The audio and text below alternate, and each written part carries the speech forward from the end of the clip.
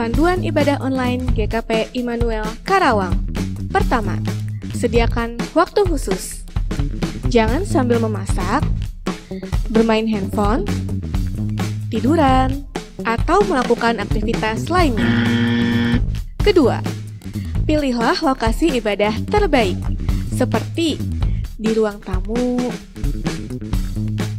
di ruang doa, atau di ruang lainnya di mana seluruh anggota keluarga bisa berkumpul bersama. Kemudian, siapkanlah perangkat untuk ibadah online.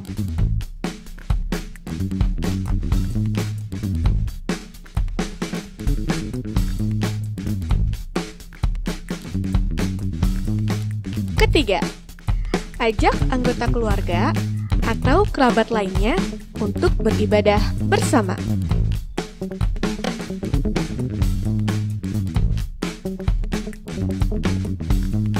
Keempat, terlibatlah aktif dalam ibadah.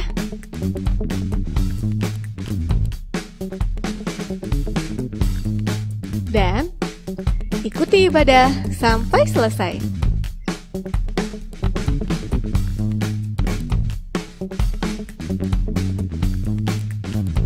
Demikianlah panduan ibadah online GKP Immanuel Karawang. Persembahkanlah waktu, ibadah, dan segala sesuatu yang kita miliki sebagai persembahan hidup yang kudus dan berkenan kepada Allah. Itu adalah ibadah kita yang sejati. Selamat beribadah, Tuhan memberkati. Shalom, selamat malam Bapak Ibu dan saudara-saudara sekalian serta anak-anak yang terkasih dalam Tuhan kita Yesus Kristus. Pada saat ini kita akan melaksanakan kebaktian rumah tangga 22 Juli 2020 secara online. Dan kita akan diawali dengan saat teduh. Mari kita bersama-sama bersaat teduh.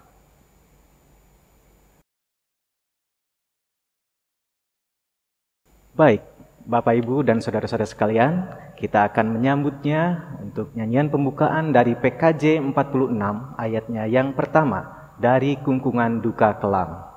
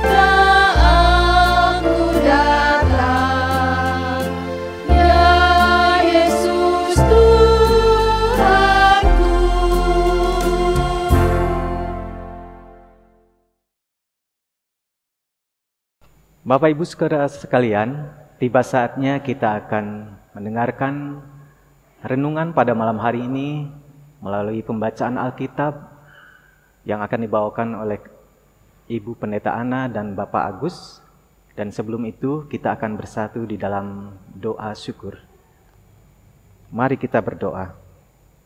Sungguh kami mengucapkan syukur dan terima kasih ya Tuhan, di mana di tengah-tengah pergumulan kami ya Tuhan untuk menghadapi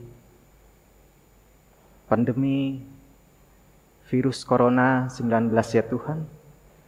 Tetap Engkau bersama kami, Engkau menyertai kami ya Tuhan. Biarkanlah kami juga selalu setia untuk melaksanakan pelayanan-pelayanan ya Tuhan di tengah-tengah pandemi ini. Bagi saudara-saudara terkasih kami ya Tuhan, terutama untuk orang-orang yang berkekurangan, serta yang tidak selalu mencukupi ya Tuhan di dalam segalanya.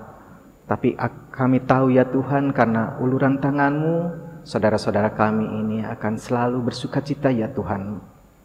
Ya Allah, kami mengucap syukur atas kesemuanya, dan pada malam hari ini kami akan mendengarkan renungan dan pembacaan Alkitab.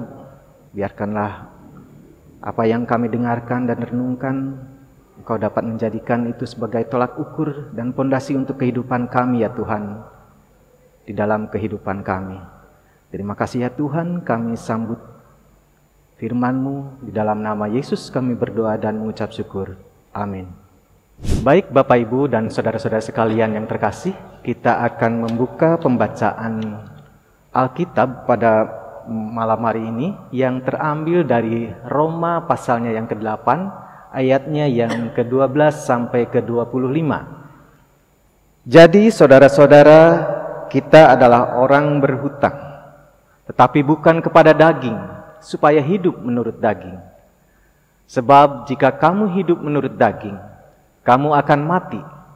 Tetapi jika oleh Roh kamu mematikan perbuatan-perbuatan tubuhmu, kamu akan hidup. Semua orang yang dipimpin Roh Allah adalah anak Allah. Sebab kamu tidak menerima roh perbudakan yang membuat kamu menjadi takut lagi, tetapi kamu telah menerima roh yang menjadikan kamu anak Allah. Oleh roh itu kita berseru, Ya Aba, Ya Bapa. Roh itu bersaksi bersama-sama dengan roh kita bahwa kita adalah anak-anak Allah. Dan jika kita adalah anak, maka kita juga adalah ahli waris. Maksudnya, orang-orang yang berhak menerima janji-janji Allah yang akan menerimanya bersama-sama dengan Kristus. Yaitu jika kita menderita bersama-sama dengan Dia, supaya kita juga dipermuliakan bersama-sama dengan Dia. Sebab aku yakin bahwa penderitaan zaman sekarang ini tidak dapat dibandingkan dengan kemuliaan yang akan dinyatakan kepada kita. Sebab dengan sangat rindu, seluruh makhluk menantikan saat anak-anak Allah dinyatakan. Karena seluruh makhluk telah ditaklukkan kepada kesia-siaan, bukan oleh kehendaknya sendiri, tetapi oleh kehendak Dia yang telah menaklukkannya.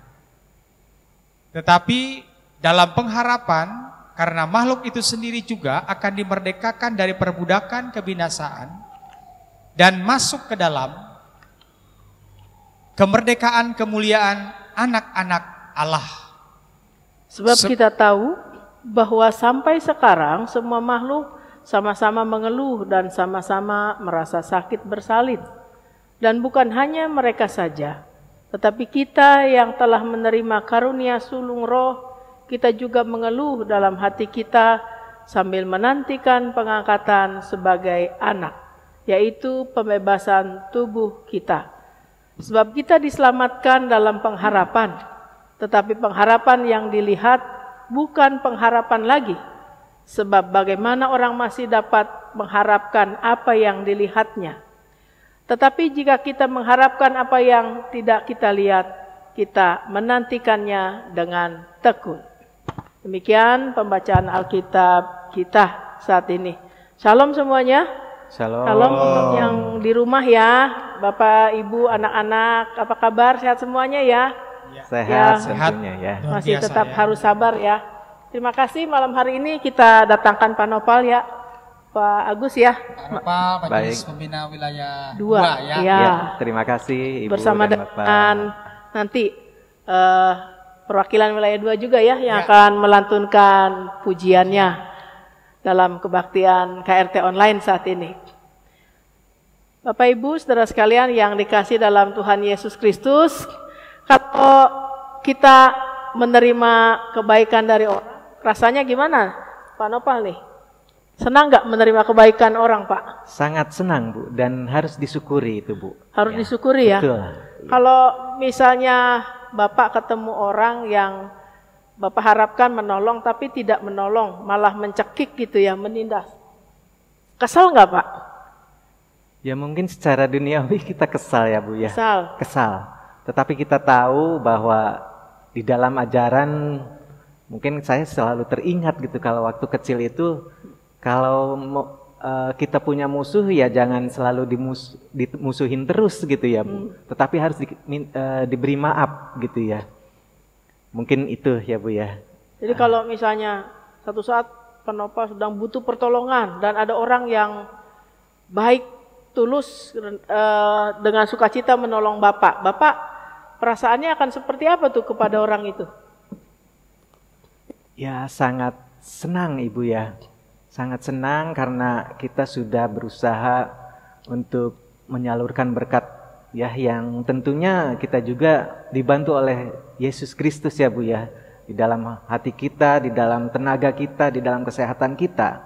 Ketika orang membutuhkan pertolongan kita dan kita mampu untuk menolongnya, kita menolong. Iya, tapi pada menolong. Pada saat Bapak butuh pertolongan ditolong oleh Tuhan melalui orang lain, itu akan sangat bersyukur ya. Iya, sangat akan bersyukur, terus menjaga hubungan baik. Betul, Bu. Iya. Itu ya Pak Agus ya. Tentunya. Karena mungkin di dalamnya kita ada rasa utang budi gitu ya, rasa berhutang jasa, gitu ya. Bu, ya.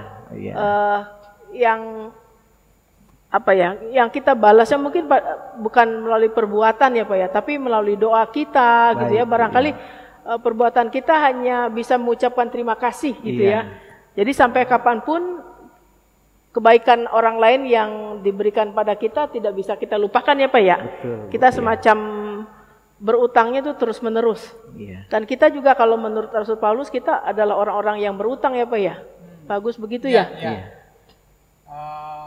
Berhutang dalam arti di sini kita itu sebagai orang-orang yang sudah diselamatkan gitu ya oleh Tuhan. Jadi betul tadi hutang kita itu jangan diartikan secara materi saja gitu ya. Tapi juga kita diingatkan kita sudah ditebus, diselamatkan oleh Kristus. Dan di sini Paulus mengatakan, ingat bahwa kita itu berarti kita adalah orang-orang yang berutang kepada Allah. Artinya bukan berarti kita harus melakukan penebusan kepada Allah, kepada Tuhan, bukan. Tetapi hutang kita adalah bagaimana kita yang sudah ditebus ini harus juga berbuah hal yang baik kepada orang-orang lain gitu ya, menularkannya kepada orang lain. Itu yang menjadi tema kita ya. Hidup di dalam roh dan juga kemudian kita diajak untuk berbuah melalui perbuatan gitu ya kepada orang lain. Ya, utang kita kepada Tuhan adalah utang yang tidak akan pernah bisa kita balas ya Pak ya. Dengan kebaikan apapun, betul nggak? Karena utang kita itu utang nyawa pada Tuhan yang sudah menggantikan posisi kita. Ya, dengan kematian, pengorbanannya di kayu salib, kebangkitannya supaya kita manusia yang berdosa ini mendapatkan anugerah keselamatan, ya, dihindarkan dari kebinasaan. Nah, betul yang dibilang Pak Agus tadi sesuai dengan tema kita sebagai orang-orang yang berhutang kepada Tuhan yang sudah diselamatkan, kita terpanggil untuk hidup dalam roh dan menghasilkan perbuatan-perbuatan dalam kebenaran ya, perbuatan-perbuatan dalam kebaikan. Nih Rasul Paulus kenapa sampaikan ini kepada jemaat di Roma seperti itu Pak? Ya kalau kita melihat konteksnya ya pada saat itu di mana ada situasi yang terjadi ya di dalam kehidupan jemaat Tuhan, sebuah persepsi yang diingatkan jangan sampai keliru kita memaknai akan anugerah keselamatan yang sudah diberikan oleh Tuhan kepada kita. Nah, artinya bukan berarti di sini Tuhan itu menuntut balasan dari kita ya karena Tuhan sudah menebus dan menyelamatkan kita. Tetapi baiknya kita adalah menjadi orang-orang yang tahu diri ya, orang-orang yang turut merasa bahwa keselamatan itu sudah diberikan, maka ada tanggung jawab yang harus kita nyatakan dalam kehidupan kita ya. Yang tadi dikatakan kita itu sudah diselamatkan, kita itu juga sudah diberikan Roh Kudus, maka otomatis kita juga sebagai tanggung jawab kita yang sudah diberikan anugerah yang begitu besar oleh Tuhan ini untuk juga bisa menyatakan itu di dalam kehidupan kita. Nah, kira-kira seperti itu. Berarti yang sudah dibenarkan, ditebus, diselamatkan harus hidup dalam roh ya. Dipimpin oleh roh karena kita sudah menjadi anak-anak Allah gitu ya. Nah, ini sekalian saja Pak Nopal sharing Pak Nopal ya. Iya, baik Bu. Sebagai orang-orang yang sudah ditebus oleh Tuhan, ada nggak Pak kesulitan pada saat kita ingin menunjukkan hidup dalam roh? Ada nggak kekuatan keinginan daging juga kadang-kadang mau menyeret kita gitu untuk kembali menjadi manusia lama? Ada pergumulan nggak Pak? Ada kendala nggak yang dihadapi dari pengalaman Bapak ini? Iya, baik. Itu memang pengalaman saya itu pernah ada yang seperti itu Ibu ya. Jadi ikatan kedagingan itu ya memang lebih kuat ya Bu ya daripada roh. Karena kita kalau roh di dalam roh kita kan mungkin selalu berdoa dan meminta kepada Tuhan. Tetapi di dalam keduniawiannya ya kedagingannya itu ya memang lebih kuatnya itu karena nyata gitu ya. Kita tidak bisa juga menghindari, ya itulah pergumulan kita gitu ya. Pergumulan kita yang harus benar-benar lebih dikuatkan terus-menerus melalui kita harus komunikasi dengan Tuhan agar kita bisa selalu kuat. Dan mungkin juga ya memang benar lebih cenderung kuat kedagingannya daripada rohnya Bu, gitu ya. Dalam pergumulan itu mana Pak yang kemudian keluar sebagai pemenang? Ya tentunya mengikuti kedagingan atau hidup dibimbing dalam roh? Hidup dibimbing oleh Roh Kudus ya. Walaupun ya, pasti ya. ada pergumulan ya betul, Pak ya. Ibu, ada pasang surut, naik turun gitu ya. Iya, walaupun ya betul Bu, itu pengalaman saya benar bahwa di dalam perjalanan kehidupan itu benar ada pasang surutnya ya ketika kita melakukan di mana kedagingan dan hidup beserta roh gitu ya. Untuk bisa menjalani apa yang telah Tuhan amanahkan kepada kita bahwa kita harus selalu menjadi anak-anaknya dan mengikuti tuntunannya ya Bu ya. Mungkin itu Ibu seperti itu. Ya. Contohnya aja misalnya Pak Agus ya Pak Noval, kita ingin hidup dalam roh ya. Buah-buah roh itu misalnya buah roh itu kasih, kesabaran, sukacita ya, kelemah lembutan, kebaikan, penguasaan diri dan lain sebagainya. Contoh aja salah satunya. Kita ingin sabar gitu ya. Kita ingin sabar, tapi kadang-kadang ada persoalan-persoalan di sekitar keluarga kita, kemudian teman di tempat pekerjaan yang memancing emosi kita. Itu gimana cara berjuangnya Pak Agus supaya kita pada akhirnya merasakan bahwa kita hidup dalam roh gitu. Ya. Jadi memang ini sebuah hal yang tidak bisa secara instan ya. Ini adalah sebuah proses yang harus terus-menerus kita asah ya, terus-menerus kita biasakan ya di dalam kehidupan kita.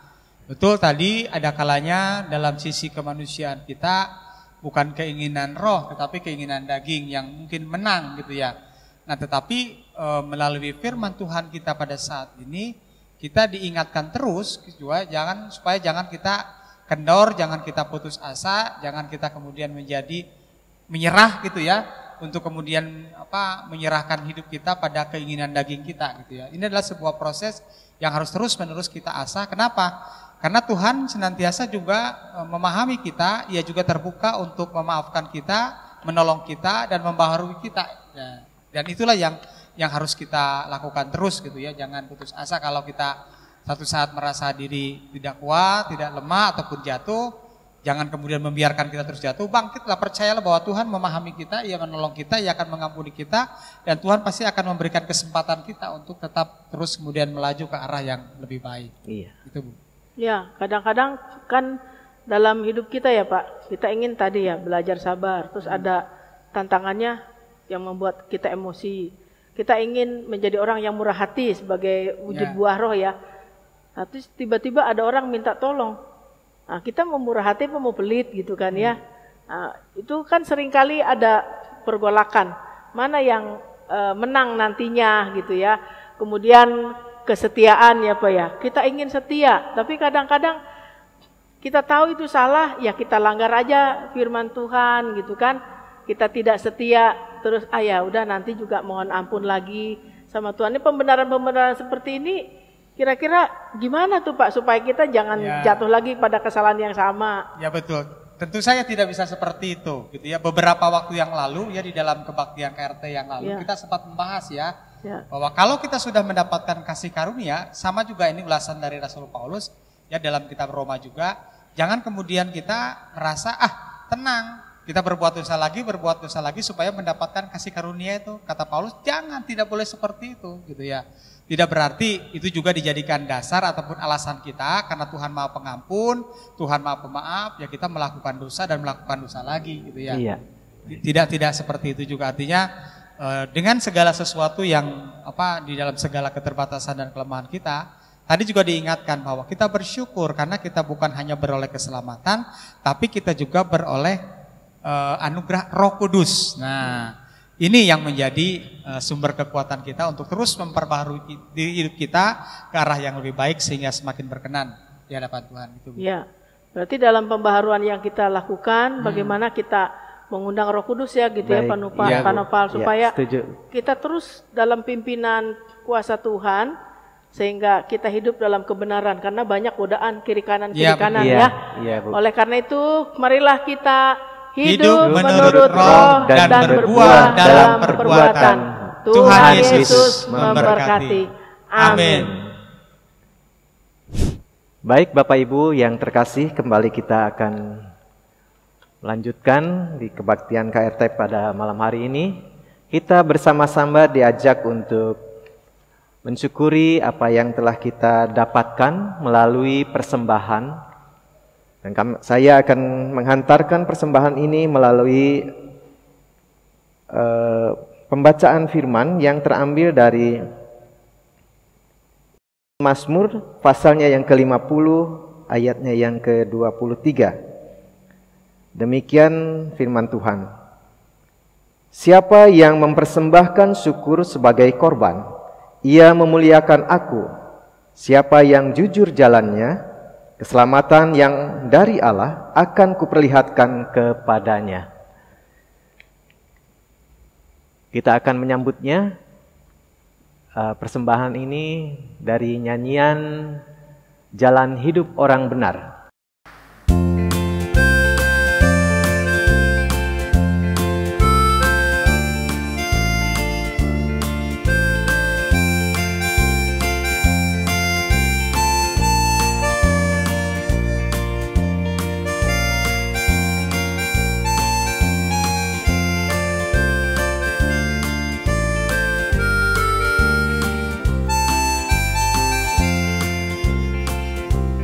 Jalan hidup orang benar diterangi oleh cahaya firman Tuhan.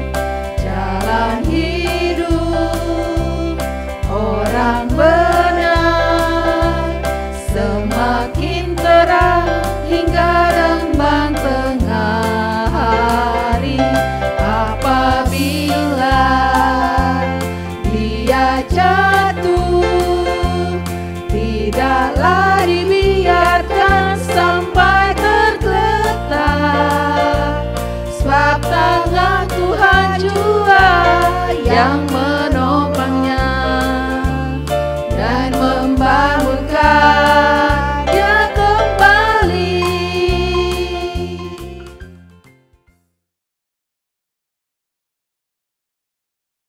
Bapak Ibu Saudara sekalian, anak-anak, tadi kita sudah menghimpunkan persembahan. Mari kita bawakan persembahan kita dalam doa sekaligus doa syafaat. Kita bersatu dalam doa. Tuhan Allah Bapa kami mengucap syukur karena firman yang sudah kami dengar bersama, yang mengajak kami untuk tetap hidup dalam roh dan berbuah dalam perbuatan kami. Ya Tuhan, ampuni kami karena kadangkala kami masih mengikuti kata hati kami sendiri yang mendatangkan murka Tuhan. Namun kiranya kuasa Roh Kudus akan menuntun kami ke dalam seluruh kebenaran-Mu, sehingga hidup dalam pimpinan Roh Kudus mengajarkan kepada kami tidak lagi hidup bagi diri sendiri, tetapi kami juga berbuah dalam kebenaran. Kami melakukan kebaikan, bahkan buah roh boleh nampak dari sikap, perkataan, dan perbuatan kami. Kami saat ini juga sudah menghimpunkan persembahan. Kiranya Tuhan akan kuduskan persembahan yang sudah kami himpunkan, supaya dapat dikelola dengan baik untuk pelayanan bagi kemuliaan nama Tuhan. Kami ingin berdoa ya Tuhan, dalam menjalani kehidupan new normal life, kiranya Tuhan juga tetap mengingatkan kami dalam kami beraktivitas kehidupan sehari-hari, dalam pekerjaan, baik di rumah maupun di tempat pekerjaan. Demikian pula dalam komunitas persekutuan umat Tuhan di GKP Immanuel Karawang bersama dengan pos kebaktian, ataupun di mana umatmu berada. Kiranya kami boleh mematuhi setiap ketentuan, memperhatikan kesehatan kami supaya kami bisa memutus mata rantai COVID-19. Kami juga berdoa bagi saudara-saudara kami yang dalam pergumulan, kiranya Tuhan tetap hadir dan memberikan kebijaksanaan pada mereka supaya mereka tetap kuat dan tabah. Demikian pula bagi yang sakit, kiranya Tuhan mau tolong mereka, mau sembuhkan mereka di kesempatan mendatang. Ada beberapa saudara kami ya Tuhan yang sedang menjalani pengobatan dan pemulihan baik di rumah maupun di rumah sakit. Kiranya melalui pertolongan dan cinta kasih Tuhan yang adalah tabib ajaib dalam Kristus Yesus akan merasakan pertolongan dan kesembuhan dari Tuhan. Bagi saudara-saudara kami juga ya Tuhan yang lanjut usia orang tua kami, kiranya Tuhan tetap menilik mereka, Tuhan tetap peduli dengan mereka, bahkan memberikan kesukacitaan di usia lanjut mereka. Kami berdoa juga ya Tuhan Allah Bapa kami, kiranya dalam persekutuan kami selaku umat Tuhan, kami saling menopang satu dengan yang lain, di mana gerejamu hadir, di situ kami mewartakan cinta kasih Tuhan. Berbagai upaya yang dilakukan untuk kehidupan dan usaha-usaha penegakan keadilan di negara dan masyarakat Indonesia ini ya Tuhan, kiranya Tuhan terus berkarya di dalamnya.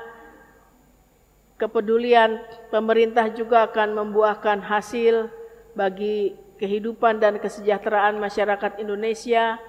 Berbagai upaya dilakukan di bidang kesehatan, bidang perekonomian, keamanan, dan stabilitas nasional. Kiranya Tuhan berkati berbagai upaya yang dilakukan ini, supaya kehidupan masyarakat dan bangsa Indonesia menjadi lebih baik lagi di masa-masa yang akan datang. Inilah harap dan doa kami yang kami bawakan seluruhnya dalam nama Tuhan kami, Yesus Kristus, Sang Sumber kehidupan kami. Amin. Bapak, Ibu, dan saudara-saudara, anak-anakku sekalian, mari dengan sukacita kita menerima berkat dari Tuhan. Kasih karunia, damai sejahtera, berkat dari Allah Bapa di dalam Yesus Kristus dan Roh Kudus memberkati dan menyertai kita sekalian. Amin. Demikianlah pelayanan kebaktian rumah tangga online yang diselenggarakan oleh Gereja Kristen Pasundan Immanuel Karawang. Tetap jaga kesehatan, jalani aktivitas sehari-hari dengan keyakinan bahwa Tuhan senantiasa memberkati kita. Sampai jumpa. Sampai jumpa. Sampai ketemu lagi.